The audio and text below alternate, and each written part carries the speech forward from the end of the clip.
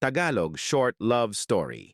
Here's a sweet and short Tagalog love story for you. Sa ilalim ng mga bituin, si Jem Palaboy at Leah ay magkaibigan simula noong high school.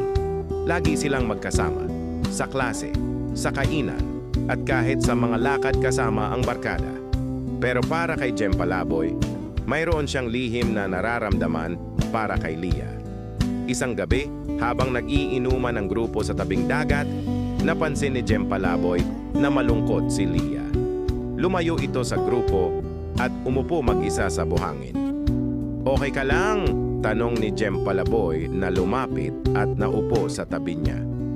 "Hindi ko alam, Jem Palaboy, parang may kulang," sagot ni Leah habang tinitingala ang mga bituin. Sumandal si Jem Palaboy at sinabayan siyang tumingin sa langit. "Alam mo, noong una kitang makilala, akala ko magkakaibigan lang tayo. Pero habang tumatagal..." "Ano?" tanong ni Leah, lumingon sa kanya. "Habang tumatagal, mas lalo akong nahuhulog sa iyo." "Leah," bulong ni Jem Palaboy. Nanatiling tahimik si Leah, pero unti-unti napangiti siya. "Ang tagal mo namang nagtago, Jem Palaboy." Ngumiti rin si Jem Palaboy at hinawakan ang kamay niya. "Kasi takot akong masira ang pagkakaibigan natin. Pero ngayon, alam kong mas importante na sabihin sa'yo."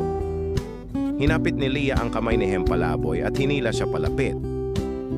"Eh di sana noon mo pa sinabi, ako rin eh."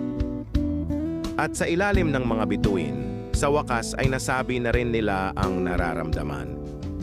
At doon nagwawakas ang short love story, directed by Jem Palaboy